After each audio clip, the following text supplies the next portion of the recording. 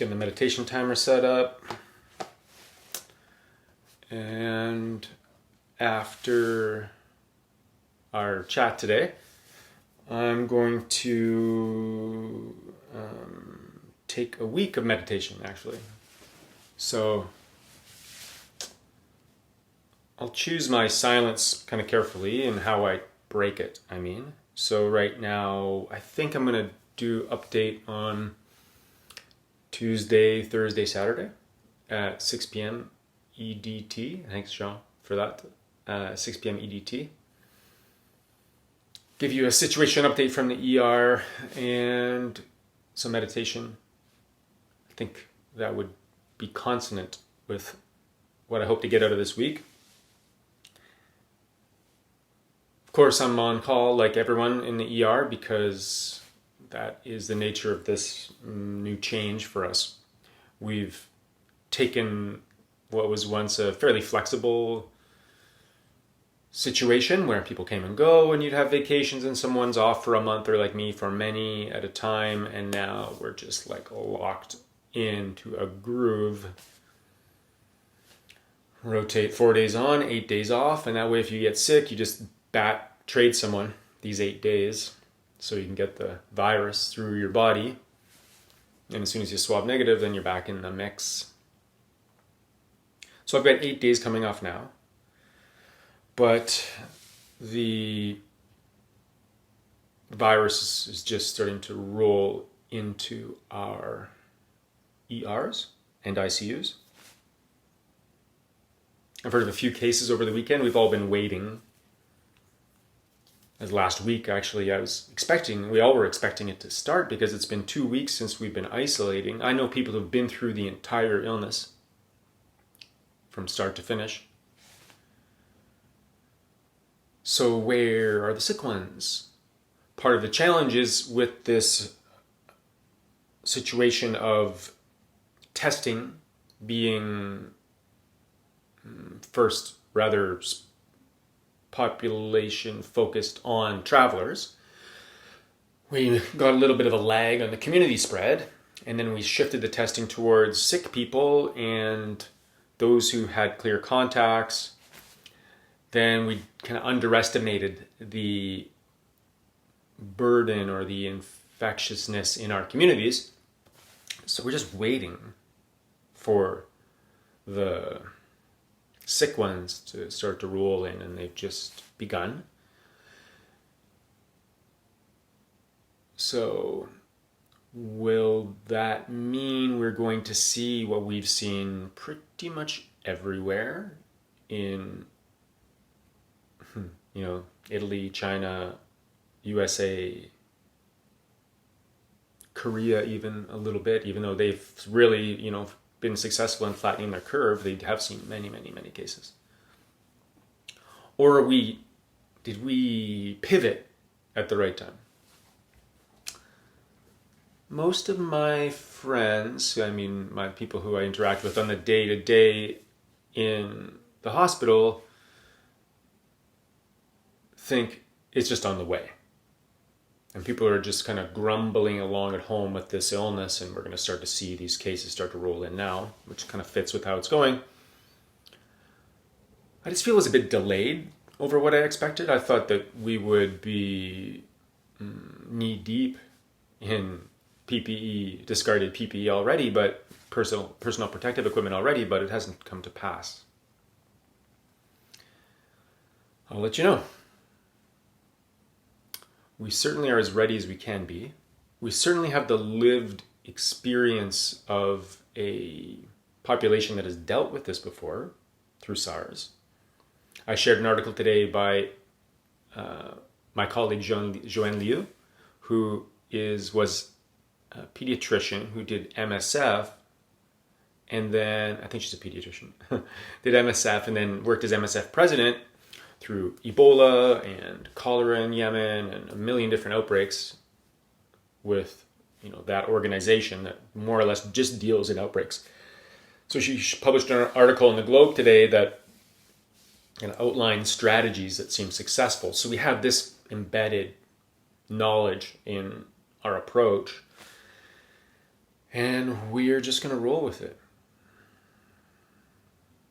So those of you who have been so fastidious in committing to social isolation, we are lucky to have had the chance that you've given us to prepare these pathways for the sickest, to problem solve how to keep the health system moving along for those who still suffer just the vagaries of time and illness not related to COVID at all.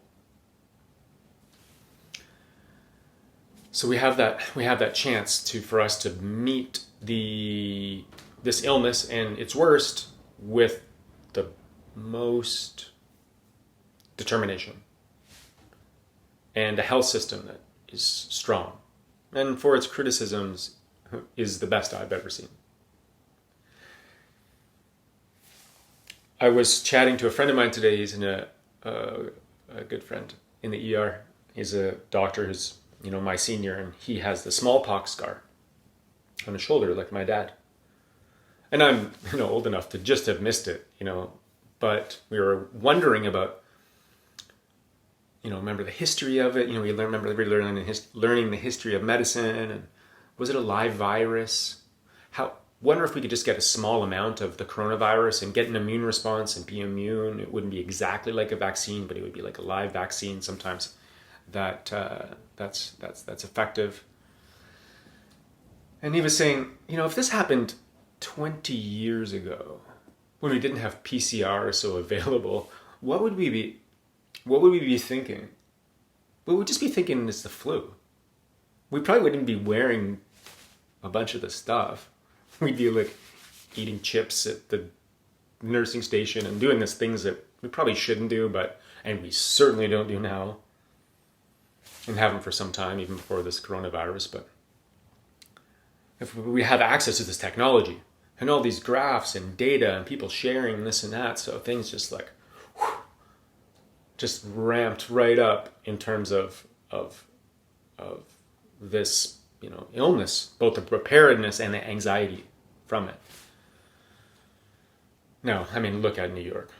It's not a fair comparison. Look at New York, look at Italy and China. So it is a serious illness, but even more serious because it's lurking and we don't not really sure how to screen for it or to prevent it or to test it or to treat it.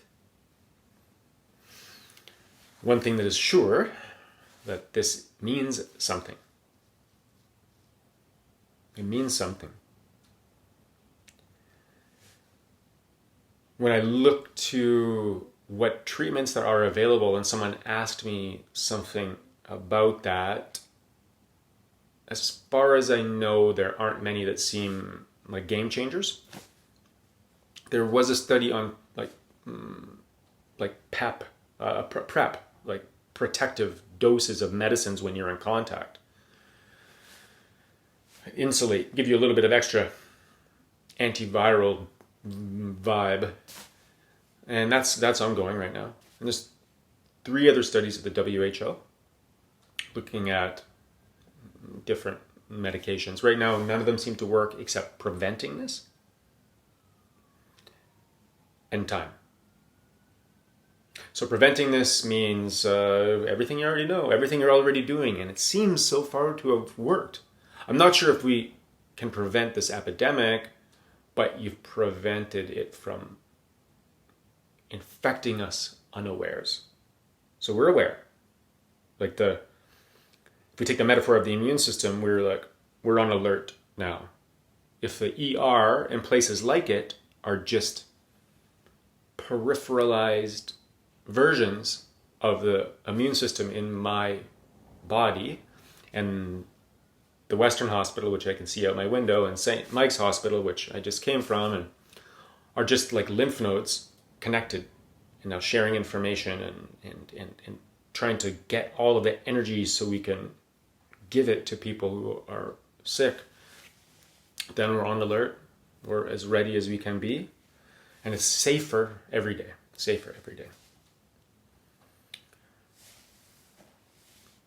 So we can prevent that aspect of the worst of it. And now there's a facet that I alluded to last night that I'm going to mention again because I think it's also true, and I just want to tell you what the situation is from our perspective in the ER.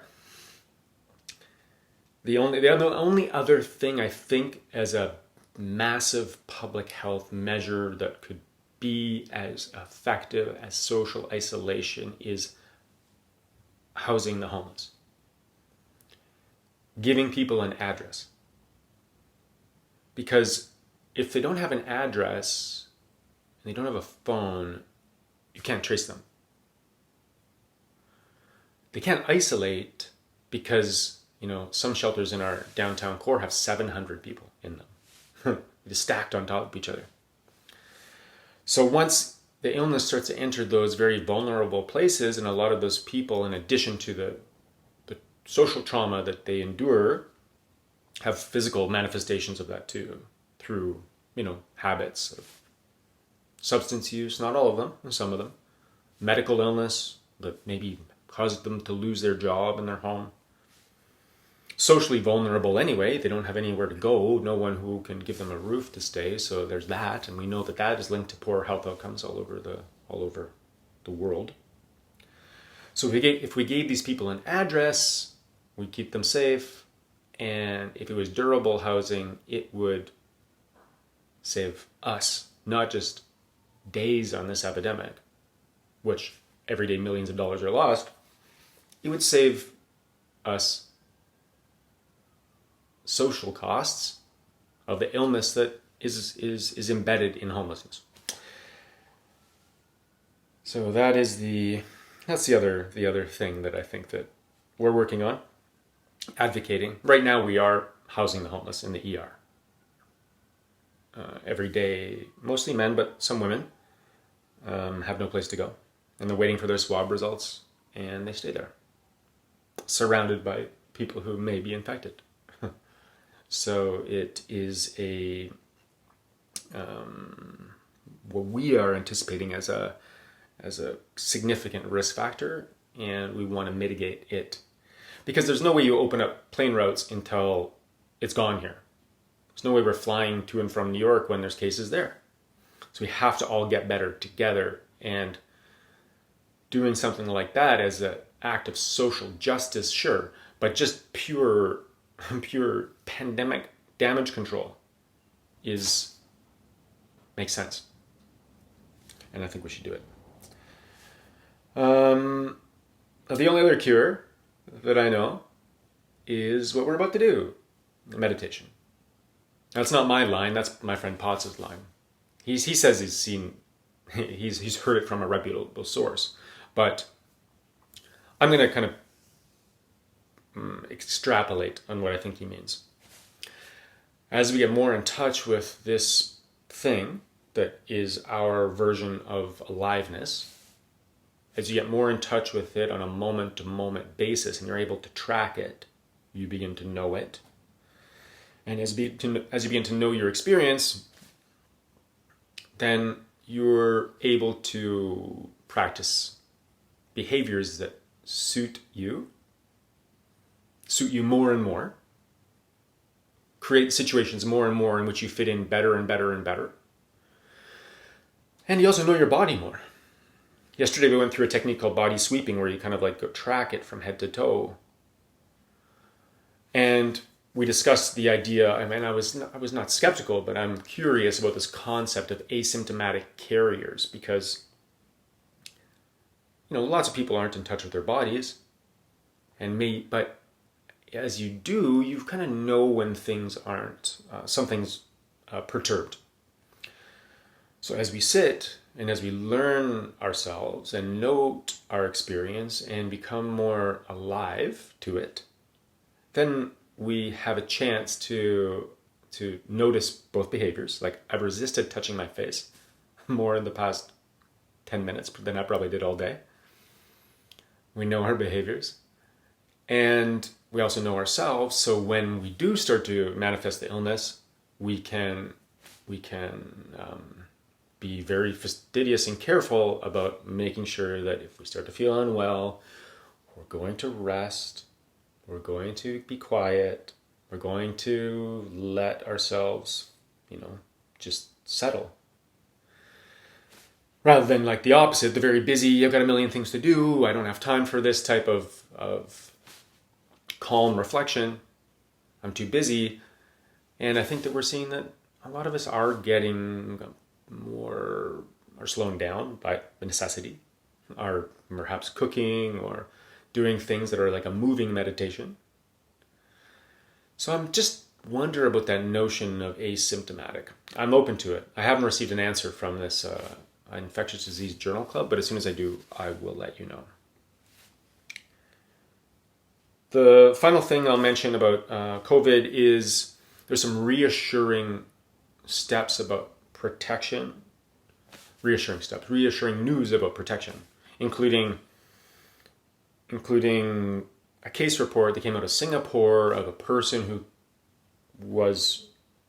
came in breathless and was intubated, and some of the staff were wearing masks with N95 and some were just wearing regular masks. And this person went to the ICU and they were involved. The patient endured some what are called aerosolized generating procedures. So the difference between a droplet and an aerosol is the size of the particle. So viruses are very small, and when something like the droplet we spew out when we're talking or breathing to some extent, less with breathing, talking, coughing, sneezing, excreting from our eyes and our nose. There's viruses in those potentially, but they fall to the ground or we rub them on surfaces. But when you do something that is more high velocity in turbulent air, meaning like let's say you bag someone, you're bagging them very, very fast because you think their breathing is not quick enough, then it creates this kind of rush of air. And that rush of air aerosolizes these particles like a spraying aerosol can. So these little particles kind of spill out and enter. And now these particles don't fall. They move back and forth. So these people were involved in some aerosol generating procedures with this person because they didn't know COVID. They suspected it, but they hadn't had time to do what you've allowed us to do, which was at my hospital, talk about what those procedures might be and then just not do them. Not do them. So they did them and saved this person's life. And as far as I know, he lived. I'll post it in the comments so you can check it out, those medically minded people. But of course, once his swab result came back, they quarantined all 41 people involved in this person's care and swabbed them relentlessly. And none of them caught the illness. So that's reassuring for us because we want to protect ourselves and we're intent on protecting ourselves. And a case report like that tells us that it is possible to protect ourselves. So that's a piece of good news. The PPE situation, the personal protective equipment situation, I'm sure is dire in certain places. As far as I know, I haven't received word that it is for us. We're safe from Ontario to Alberta, probably in between for now. And so many people are writing about 3D printing masks. Thank you for those of you who sent some to people who are finding the right material from which to make masks that are as effective as N95s, gowns. So, we go through mostly gowns, actually. I find I change my gown more than anything else when I'm in and out of a potentially infected room. So that's the good news. People have really kind of, instead of like leaning back and being timorous. I'm sure some people are, but there's a big chunk of people who are really leaning forward into this, who are as motivated by positive, for the most positive reasons, rather than kind of trying to isolate for reasons of fear. So all those things give us hope and good feeling. And as far as the rest of the situation goes in Ontario, in Canada, cases seem to climb. Are they exponential? It's not what we're seeing right now, as far as I tell, but the data is still a bit unclear. Still seems like a fairly linear curve with more and more cases, which means more and more sick people coming to our ER. There is a chance, as I mentioned on prior versions of this, that the virus mutates into something less, that makes people less sick.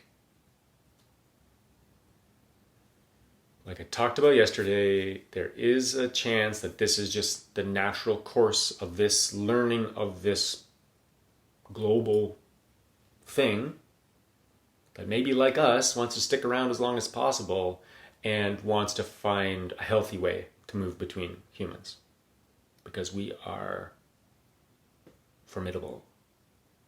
Not just individually with our immune system, which we are, 99% of people get better, but we are formidable with our PPE. And the amount of people are like printing masks and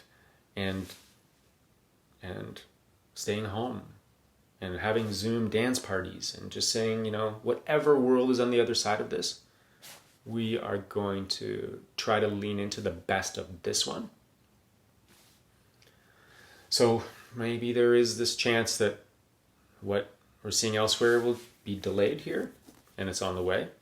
And there's also a chance that with the spring on the way and the natural course of things, this may be something that we solve together. Right. I'm going to get into meditation because I didn't sleep well last night. And I had to work this morning. Everything was mellow, okay? I saw like 5 or 6 cases all day.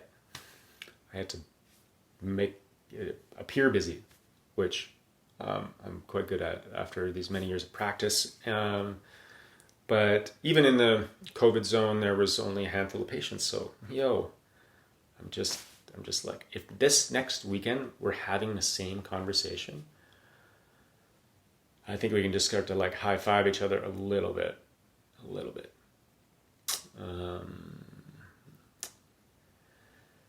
So let's sit for a little while. Sit for, I don't know, let's say half an hour. Those of you who want to stick around. As I was thinking about, I was coming home here and I was tired and I'm going into meditation and I've got to prepare myself for that a little bit. And I was thinking about just coming on here and just sitting, because I just wanted to sit. Because there is this, we are seeing these cases now, and there is this like, it's not, resignation isn't the right word. It's more closer to resolve. But, I don't want to see my friends get sick. I don't. But I know that none of them will stop working, no matter their age. Because this is what we've always done. This or something else. You always knew you were going to get a fist in the face at some point, or poke yourself with a needle when you're working on a trauma patient and have to take the antiviral medicines so you don't get HIV. And it's always been one little thing or another, not something big, fully overwhelming like this. But none of us is excited about this. We are determined, kind of grim, a little bit grim, but ready in the other way too. I guess grim isn't even the right word. We laugh. We find ways to make each other feel better. And I was thinking about when I was coming home, running home, I was thinking about this koan, which is a Zen riddle, a puzzle. It's a word puzzle. And the answer isn't in words, so I'm sure I have this one kind of wrong, meaning the answer kind of wrong, but something about it fits for me. And this is the word puzzle. Hakuin, Haquin. I think that's the. Was walking with his student or master. I forget. Let's say his student was walking with his master in the rice fields of feudal Japan, and startled some geese, wild geese, and the geese flew away. And the master said to the student, "Where did they go?" And the student said, "Well, they flew away." So the master grabbed the student's nose and twisted it or slapped him. It's usually a pretty Zen thing to do. And said, "They didn't go anywhere.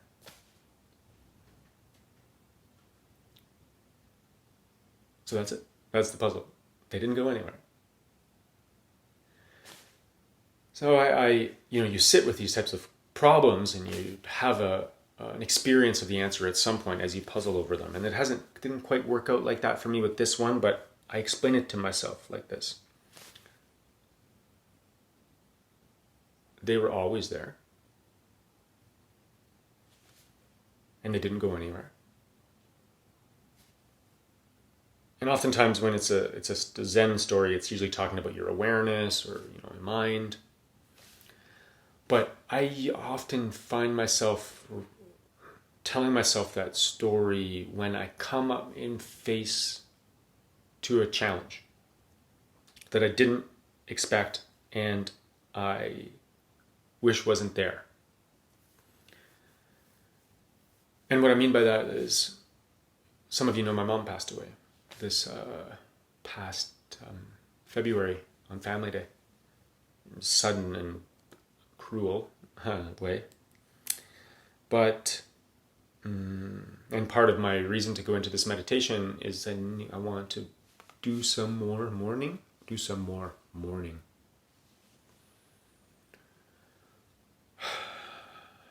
And I just don't want to get distracted from that, actually. But, so this very difficult thing happened to me. And the very difficult thing is happening to us. And I use that story that I just told to remind myself that it's always been like this. This was always waiting for me in this thing called time. And now I'm here. It's not personal. It's always been like this. Now I'm here. How do I respond? Do I say, coronavirus, not now, it's not just the exact wrong time. My dad's sick too, I have to go back to Alberta and be with him, and which I do, or I would like to. Or, healthcare system let my mom down, and now this is, my life's so much more complicated. And instead, it doesn't take away the sting of these things, but it takes away some of the second arrow phenomenon of me kind of saying, why me, why this, why now? So this epidemic, this pandemic, in that way of thinking, has always been on the way. It's always been here waiting for us. And now it's here. So, how shall we do?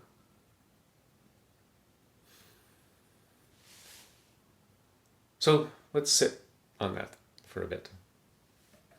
Thank you for those who joined. Like I said, I'll post probably tomorrow. Unless something comes up, I'll be back here on Tuesday at around the same time. And make sure that you're well aware. Okay, cool. Let's sit. I don't know if you can see this thing or not. It doesn't really matter, does it? Okay, wherever you are, get yourself in a meditative posture. And those of you who are there, if this is, think after this, if you have time to drop when you think the better time would be, the best time would be, that would help me out because I can be flexible on retreat. I just want a couple days of nothing. Okay. Meditators or explorers, first responders, and pandemic experts in the making, future health workers, many of you who are wondering about your security of your jobs, health workers. We can grow into this as we realize that that's all that ever mattered. So whoever you are, wherever you are, in whatever position you think is the right one for you for the next 30 minutes, let's get ready to sit.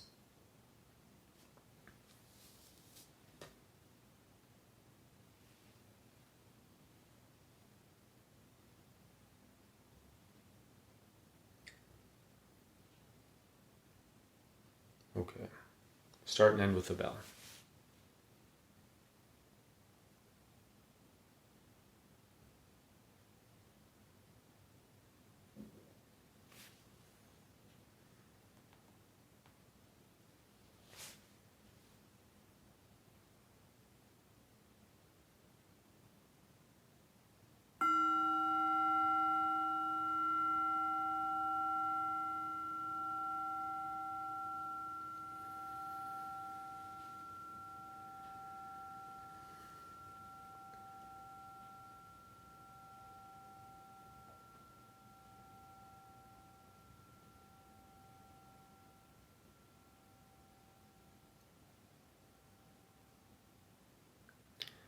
That bell,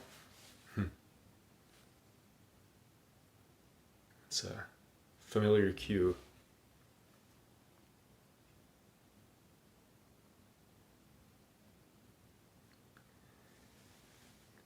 As it fades, just settle into whatever posture you've assumed.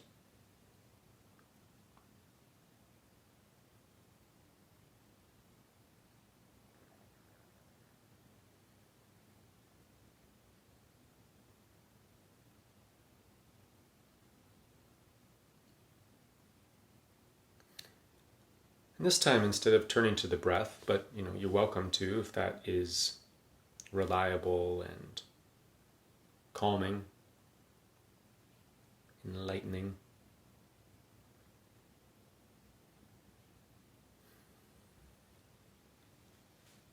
We're going to settle into something that maybe is a bit more subtle, but can be similarly available. We're going to move into the kind of the stillness of our posture.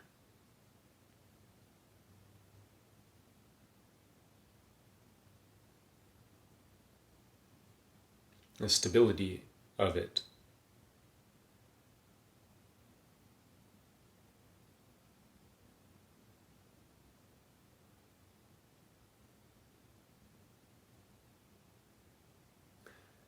There's an active and lively part of us that is constantly in flow.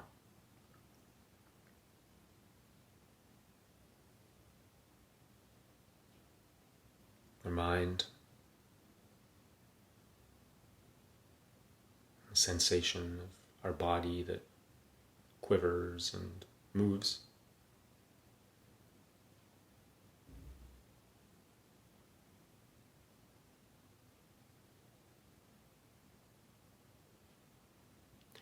There's also this still part of our experience that can, if not dominate, if not dominate, be noticed.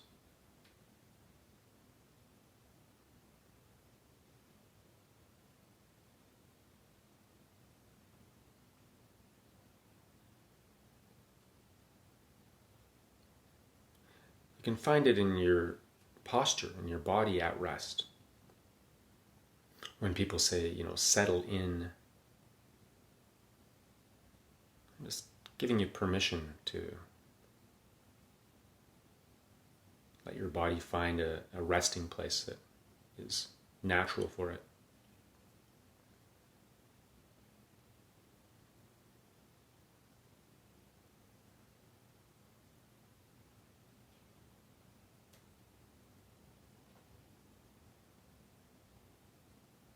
So in your experience right now, if it is available to you, just notice the stability of this posture, whether you're supine or upright.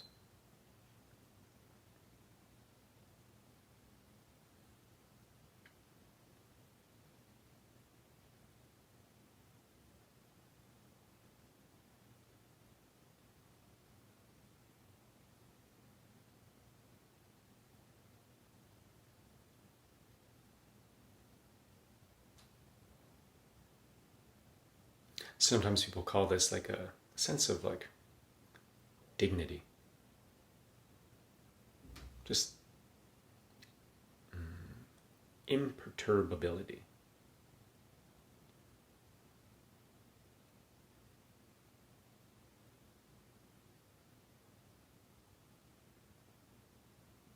There's something inside of you unshakable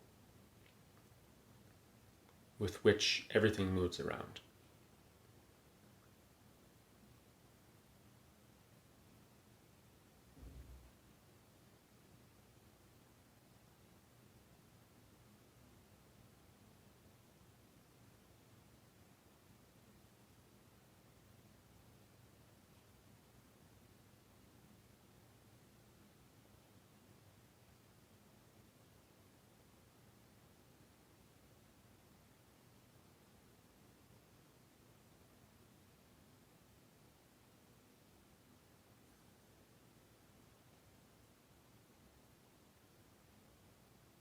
If there was a quality to it, you would say mountain-like.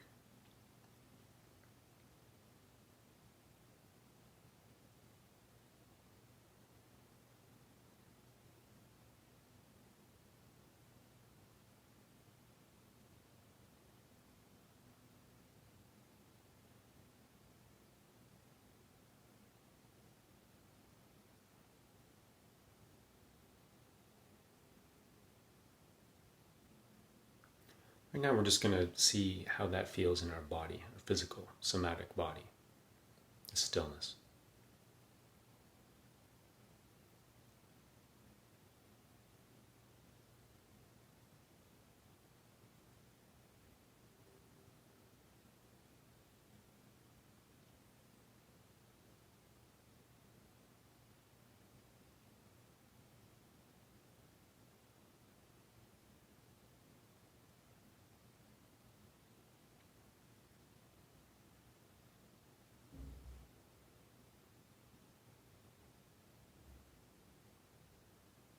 If it doesn't dominate your experience, that's okay.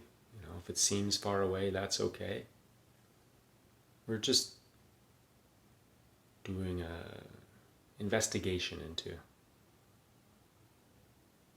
the quiet parts of our body, a sense of stability of the cushion or the couch.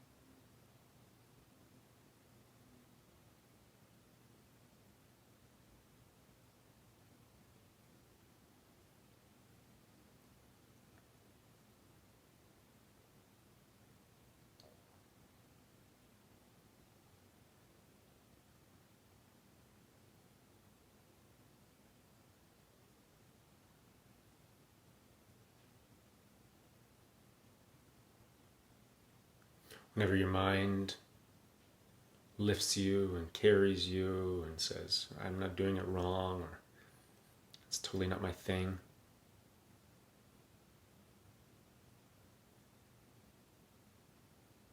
just something to notice.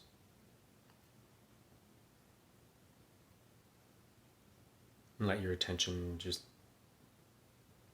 land on a sense of your body at rest.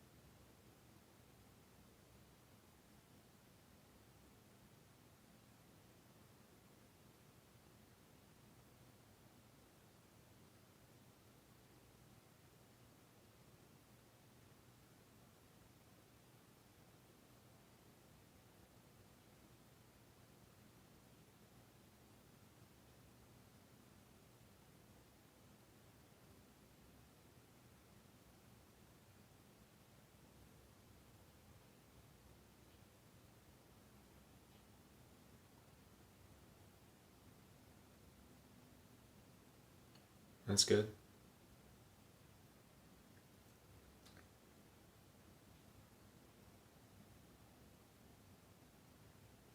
This is always a place for you to return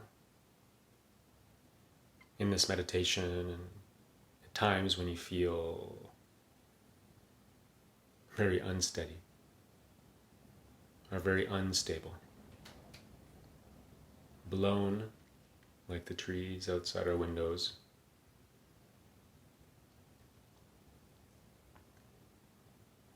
Their trunk, once they're mature, is rooted and deep.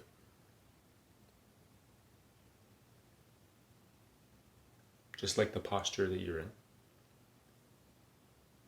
What people have been assuming for thousands of years.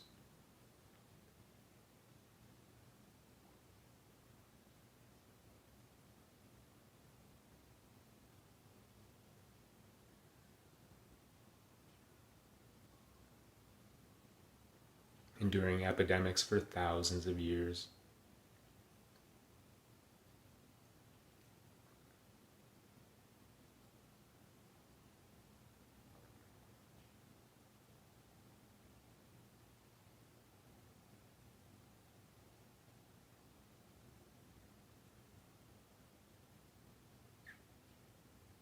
If that word made you fly away,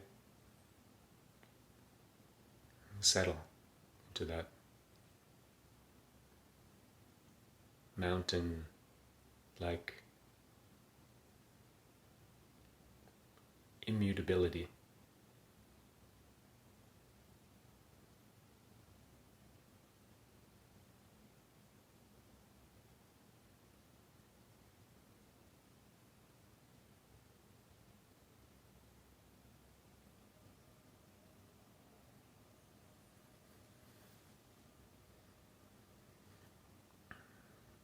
If you'd like to stay there and it feels good for you, then do.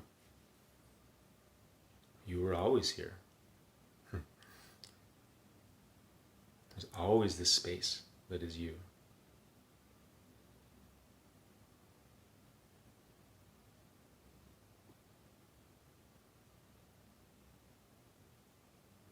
If you want to change directions, but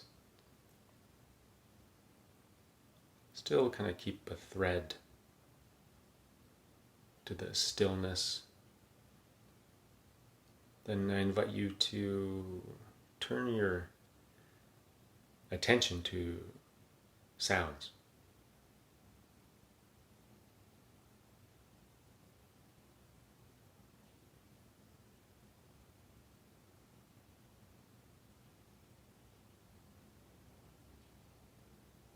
All the sounds that are happening in your ambient environment.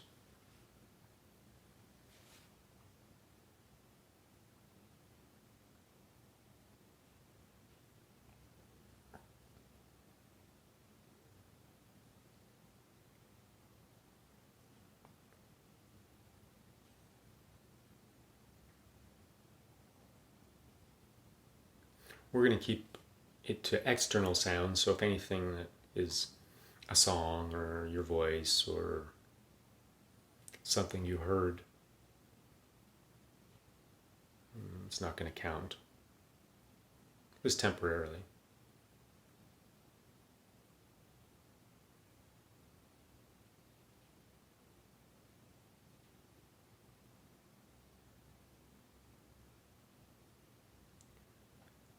So just surveil the soundscape wherever you are.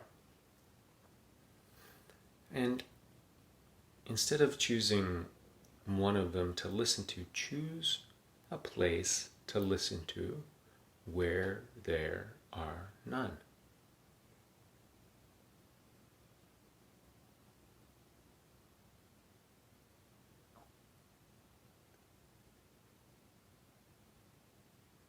Above you, behind you, to the right, just below you.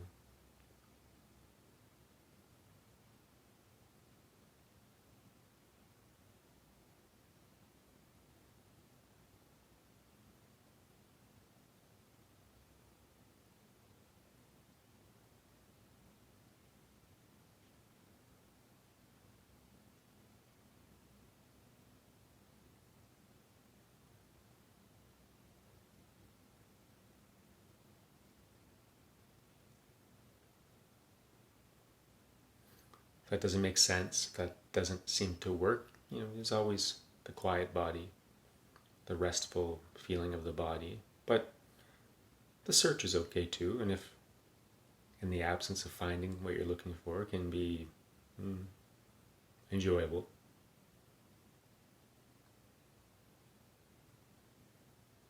So you have these directions: left, right, up, down, in front, behind.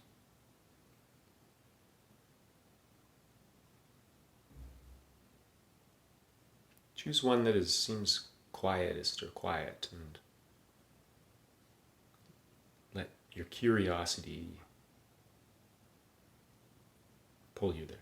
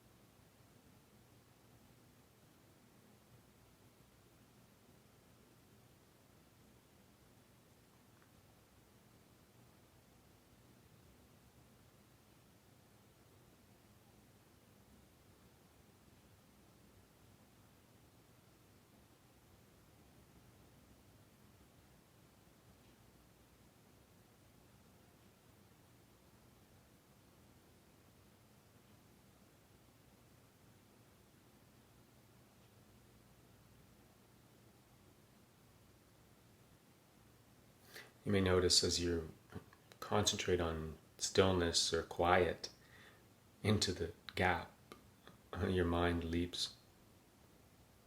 That's okay. It likes to roam.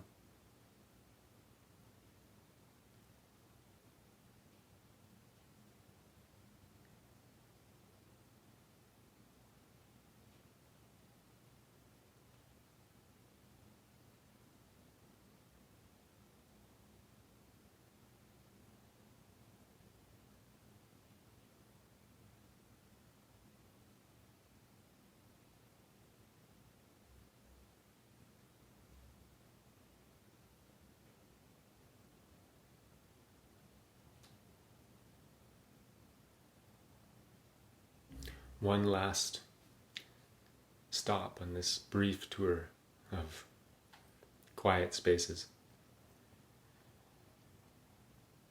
Our visual system.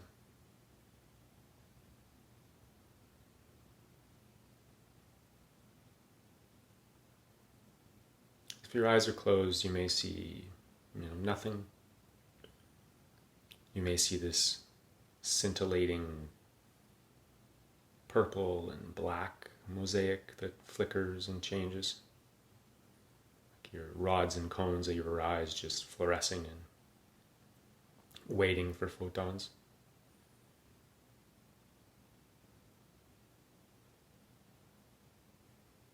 Images.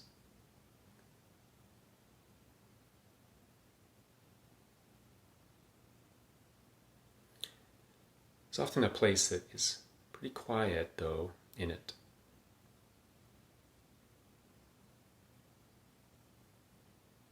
And that's what happens when you try, with your eyes closed, to look at the back of your head.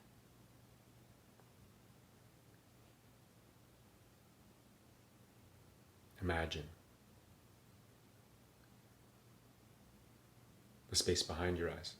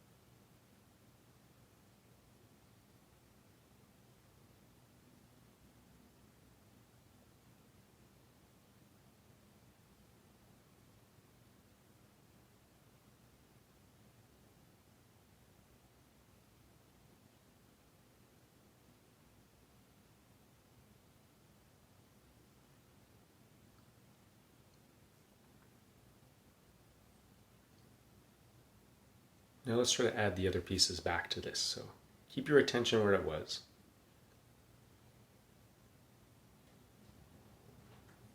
The space behind your visual field. And as you can, add the quiet spot you found before.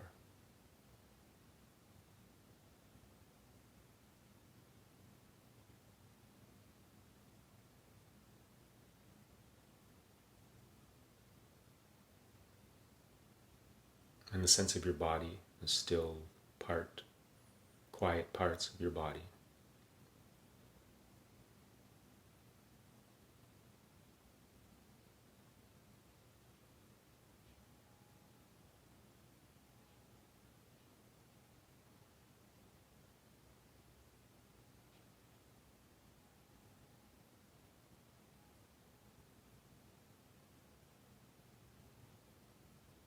You can try to hold all three or cycle through.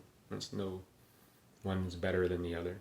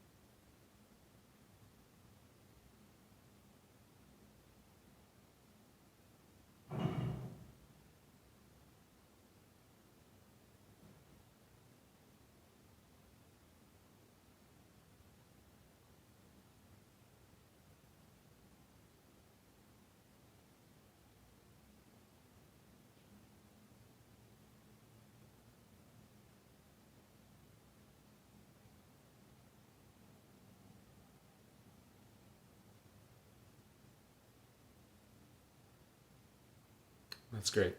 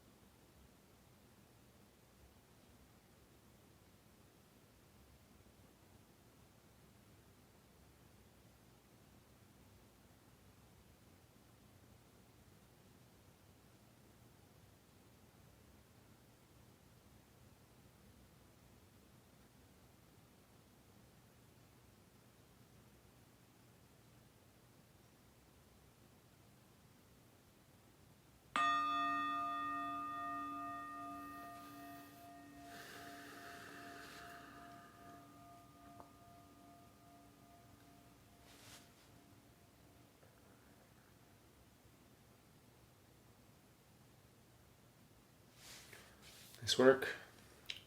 14 consecutive days. I don't know if that was us together, but seems like it, right? 14 days we've been doing this isolation situation. So thank you for sitting with me, making me dedicated, and giving me a chance to talk to you in a way that I probably would have done personally, but to less effect maybe even. So I will endeavor to give you an update on Tuesday. We have a big check-in on Tuesday, and I'm looking forward to a couple days of just sitting myself, being quiet, self-isolating, which has been very easy for me actually. I'm lucky I have a job to go to, so maybe I shouldn't say that. But I'm really hopeful that we've avoided the worst of it so far, and if we keep on doing what we're doing, then we increase the probability of having the best possible outcome. I mean that by isolating and meditating and leaning into the tender growth of this new time that is upon us. Okay, thanks for being with me. I'll see you on Tuesday. Bye.